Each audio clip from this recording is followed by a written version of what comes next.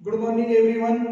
आज हम जिस सब्जेक्ट की बात करेंगे वो है Indian penal code IPC 1860, Hindi में जिसे भारतीय दंड संहिता कहा जाता है। सबसे पहले हम ये देखते हैं कि इस संहिता लागू कब हुई थी। 6 अक्टूबर 1860 को सेक्शन 1 में ये बताया गया है। इसके बाद अभी तक ये बता रहे थे कि जम्मू कश्मीर के सिवाय संपूर्ण भारत पर ये लागू होगी, लेकिन अभी कुछ समय पहले हम जानते हैं कि जम्मू कश्मीर एक अपना अलग हो गया है। तो अब जब अमेंडमेंट से हम पढ़ेंगे तो वो चीज आएगी कि पूरे भारत पर अब ये लागू होगी। टोटल हम आईपीसी की बात करें तो इसमें 23 चैप्टर्स है, 23 अध्याय है, जो कि 511 सेक्शंस 511 धाराओं में विभाजित है। भारतीय दंड संहिता जैसे कि नाम से स्पष्ट है कि भारत में जितने भी अपराध होते हैं उनके लिए दंड की क्या व्यवस्था दी गई है। इसके पहले लॉ ऑफ टॉर्ट्स अपराध विधि हमारे भारत में आ चुका था, लेकिन अपराध विधि का एक माइनस पॉइंट क्या था कि उसमें जो समाज के विवेकशील लोग थे वो समाज के जो बुद्धिमान प्राणी थे, विवेकशील व्यक्ति थे, वो उसे बुरा मानते थे काम को, लेकिन उसमें दंड की कोई व्यवस्था नहीं थी। अपराध विधि में सिर्फ आर्थिक जुर्माना था। तो वहां लोगों को माइनस पॉइंट क्या था कि कुछ भी अपराध करके आते हैं और जो धनाढ्य वर्ग था वो इतने रुपए देता और बाहर हो जाता। इसके बाद एक आईपीसी बन के तैयार हुई। आईपीसी का जो पूरा ड्राफ्ट तैयार किया गया था वो लॉर्ड मेकाले साहब द्वारा तैयार किया गया था।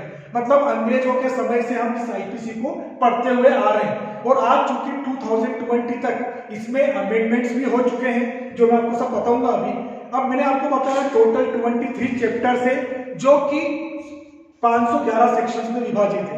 अब बीए एलएलबी थर्ड सेम और एलएलबी फर्स्ट सेम ये दोनों को हमें आईपीसी पढ़ना है, लेकिन अंतर इतना है कि एलएलबी फर्स्ट सेम वाले जो बच्चे पढ़ेंगे उनको पूरी 511 सेक्शन एक साथ ही कवर करना है, पूरा सिलेबस। जबकि बीए एलएलबी थर्ड सेम जो पढ़ेंगे वो सेक्शन 264 तक ही पढ़ना है, फर्स्ट पार्ट। तो आज हम सिर्फ बेसिक कौन कौन से इंपॉर्टेंट टॉपिक है वो बता रहा हूं मैं। हम शुरुआत ऐसे टॉपिक से करेंगे जो दोनों क्लास में काम आए, इसके बाद हम फिर एलएलबी का जो एलएलबी का रहेगा वो बताएंगे। अब हम बात करते हैं टोटल जो मैंने बताया आपको 21 चैप्टर 511 सेक्शन में डिवाइड। तो फर्स्ट जो इंपॉर्टेंट टॉपिक है वो है चैप्टर 3 ऑफ पनिशमेंट्स, दंड के विषय में, जो कि सेक्शन 53 से लेकर 75 तक में कवर होगा। दंड के विषय मतलब दंड के प्रकार, साधारण कारावास, कठिन कारावास, आर्थिक जुर्माना, एकांत परिरोध, जो काले पानी की सजा एक समय में दी जाती थी वो अब खत्म कर दी है, और एकांत परिरोध जिसमें एक बंद कमरे में उसको रख दिया जाता है। तो पूरा जो दंड के विषय में बताया गया है वो बताया गया है सेक्शन 53 से 75 तक। इसके बाद नेक्स्ट चैप्टर है चैप्टर 4 जनरल एक्सेप्शंस, साधारण अपवाद, जो सेक्शन 76 से 106 तक कवर होगा।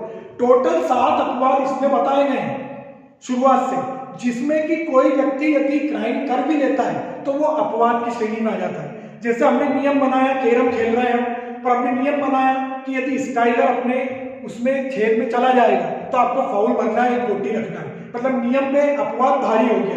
तो ऐसे ही जितने भी रूल्स बनते हैं यदि कोई एक्सेप्शन आ गया तो फिर रूल की कोई कीमत नहीं रहती। तो ये जनरल एक्सेप्शन है, अपवाद है 76 से लेकर 106 तक, जिसमें न्यायाधीश द्वारा किया गया कार्य, तुच्छ हानि वाले कार्य, बालकों एवं शिशु द्वारा किया गया कार्य, सेल्फ डिफेंस, प्राइवेट प्रतिरक्षा, ऐसे मेन इंपॉर्टेंट टॉपिक हमें इस चैप्टर में पढ़ना है। तो इस चैप्टर से भी एक क्वेश्चन डेफिनेटली आपके एग्जाम में आएगा।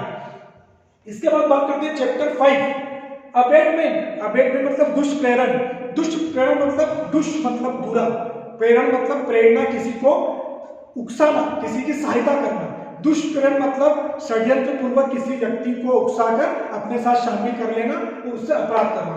107 से लेकर 120 तक, जिसमें अबेटमेंट, दुष्प्रेरण 107, अबेटर 108, दुष्प्रेरक, ये सब डेफिनेशन हमें इसमें देखना है। Next chapter 5A criminal consequence. अब एक मिनट आपको यहाँ रुकना पड़ेगा, ये चैप्टर 5A क्यों आया यहाँ पे? चैप्टर 5 के बाद तो चैप्टर 6 आना चाहिए। ये मतलब A और B C यदि किसी में आ रहा है तो आप मान के चलिए ये अमेंडमेंट के थ्रू हुआ है। ये जब 1860 में आईपीसी तैयार हुई थी उस समय ये चैप्टर आईपीसी में नहीं था, ये आईपीसी में बाद में संशोधन के द्वारा जोड़ के लाए। तो चैप्टर 5 है बाद में जुड़ा है, जो क्या कहता है क्रिमिनल कॉन्सिक्वेंस, आपराधिक षड्यंत्र, जो कि 120A और 120B, क्योंकि सेक्शन 120 तो अबेटमेंट है और 120 में दूसरे सेक्शन है। तो तो 1 to 0 ए और बी यहाँ पर बीच में ऐड कर दिया गया है, चैप्टर भी नया हो गया, सेक्शन भी नहीं हो गई। ठीक है, फिर हम बात करते हैं चैप्टर 11 फॉल्स एविडेंस, मिथ्या साक्ष्य देना और मिथ्या साक्ष्य गणना, फैब्रिकेटिंग एविडेंस। ये है आपका 191 से लेकर 229 ए तक, जिसमें कोर्ट में आपने देखा होगा या पढ़ा भी होगा कि अधिकतर पर्सन कोर्ट में झूठी गवाही दे देते हैं आके अपने मिलने वालों के लिए, तो वो इस केसेस में इन धाराओं में आएंगे। झूठी गवाही देने पर क्या केस है, मिथ्या साक्ष्य दोगे तो क्या होगा, मिथ्या साक्ष्य गढ़ोगे, गणना मतलब कोई पेपर है, चेक में 10,000 रुपए का अमाउंट डाला हुआ है, आपने पीछे उस पर एक शून्य और लगा दी, तो ये क्या हो गया, 10,000 का 1 लाख हो गया, तो ये एक फाल्स हुआ, गलत हुआ। इसके बाद आप किसी व्यक्ति को अपने यहाँ छिपा रहे हैं अपराधी होते हुए और कोर्ट से उसको बचा रहे हैं, पुलिस से उसको बचा रहे हैं, तो वो भी एक तरह का अपराध है। तो ये पूरा फॉल्स एविडेंस में आपको चैप्टर 11 में पढ़ने के लिए आएगा। फिर most important chapter 16 offence related to human body, मानव शरीर के विरुद्ध अपराध, मतलब मानव शरीर के विरुद्ध मतलब मनुष्य के शरीर से संबंधित जितने भी अपराध होंगे वो सब इसमें आएंगे। सेक्शन 229 से लेकर 377 तक, मतलब culpable homicide, murder, hurt, wrongful confinement, wrongful restraint, kidnapping, abduction, rape, मतलब मानव शरीर को झकझोर कर देने वाले सब अपराध हम इसमें पढ़ेंगे। और इतना मोस्ट इंपॉर्टेंट चैप्टर है ये कि सीजे, एडीपीओ प्लस आपके एलएलबी, बीएलएलबी के एग्जाम्स में इसमें से क्वेश्चन बनता ही बनता है। नेक्स्ट चैप्टर पढ़ेंगे चैप्टर 17 ऑफेंस अगेंस्ट प्रॉपर्टी, संपत्ति विरुद्ध अपराध। तो संपत्ति में क्या क्या आएगा, चोरी, थेफ्ट, उद्यापन, एक्सटॉर्शन, लूट, डकैती, बेकोटी, आपराधिक न्यासभंग, आपराधिक दुर्विनियोग और आपका 415 से 420 चिटिंग, छल और 425 लिस्टिंग, मिस्चिफ, मतलब संपत्ति के संबंध में जितने भी अपराध होते हैं, चल और अचल संपत्ति दोनों, वो सब इसमें आ जाएंगे।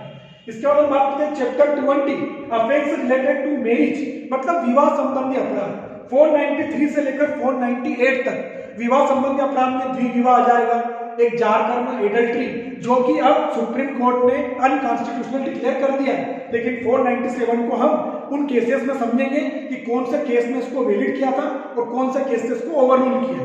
तो 493 से लेकर 498 तक ऑफेंस रिलेटेड टू मैरिज।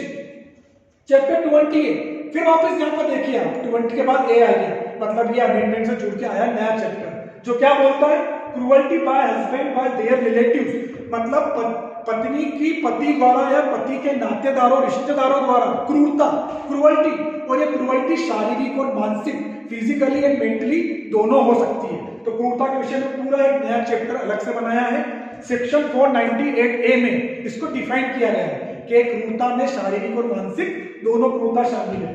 फिर बात करेंगे चैप्टर 21 ऑफ डिफेमेशन, मानहानि के बारे में बताया सेक्शन 499 से लेकर 502 तक। मानहानि मतलब प्रतिष्ठा का अधिकार, जो कि संपत्ति के अधिकार से भी सर्वश्रेष्ठ है आज की तारीख में। आप किसी व्यक्ति को उसकी संपत्ति से बेदखल कर दोगे तो उसको इतनी क्षति नहीं होगी जितनी कि आप उसकी मानहानि, उसकी इज्जत, उसका सम्मान को ठेस पहुंचाओगे विदाउट सफिशिएंट कॉज, बिना किसी पर्याप्त कारण के। तो वो मानहानि की डेफिनेशन 499 में और 500 से 502 तक इसका पनिशमेंट, जो कि 2 इयर्स का बता रखा है। Last chapter 22 of criminal intimidation, insult, आपराधिक अभित्रास, अपमान, किसी व्यक्ति को अपमान करने की धमकी देना, आपराधिक अभित्रास। तो ये पूरा सेक्शन 503 से लेकर 510 तक बताया गया है। तो ये इतने चैप्टर्स जो हैं ये अभी हमारे एलएलबी, बीएलएलबी के लिए बहुत इंपॉर्टेंट है। इन्हीं में से अपने सब क्वेश्चंस तैयार होंगे। अब अगली बार जब हम क्लास लेंगे तो इनमें से ही हम पहले वो टॉपिक लेंगे जो कि 264 तक बीएलएलबी वाले बच्चों को चल रहा है, ताकि कॉमन दोनों पढ़ सकें। इसके बाद फिर मैं अलग से पूरा एलएलबी के लिए जो आगे है वो मैं पूरा बताऊंगा। इसमें भी मेन ये 2 चैप्टर आप देखें, चैप्टर 16 और चैप्टर 17, ह्यूमन बॉडी से रिलेटेड क्राइम और प्रॉपर्टी से रिलेटेड क्राइम। सेक्शन 299 से लेकर 462 तक, मतलब पूरी आईपीसी में 511 सेक्शन है, जबकि 150 से 200 सेक्शन तो इन दोनों चैप्टर ने कवर कर लिए। सिंपल सी चीज है कि ये दोनों चैप्टर भी अच्छे से याद कर लेंगे तो इजीली हमें पेपर दे पाएंगे। इतना इसमें मटेरियल दिया हुआ है, दोनों बहुत बड़े बड़े चैप्टर है और दोनों मोस्ट आईएमपी चैप्टर है। तो अब ये बेसिक हमारा ये पूरा सिलेबस था। टोटल 21 चैप्टर है, जिसमें से 11 चैप्टर मोस्ट इंपॉर्टेंट है, जिन पे हमें कंसंट्रेशन करना है, ध्यान देना है। अब नेक्स्ट क्लास में हम जब मिलेंगे तो एक ऐसा टॉपिक लेंगे जिसमें कि दोनों क्लासों में वो कवर होता है। Okay, thank you.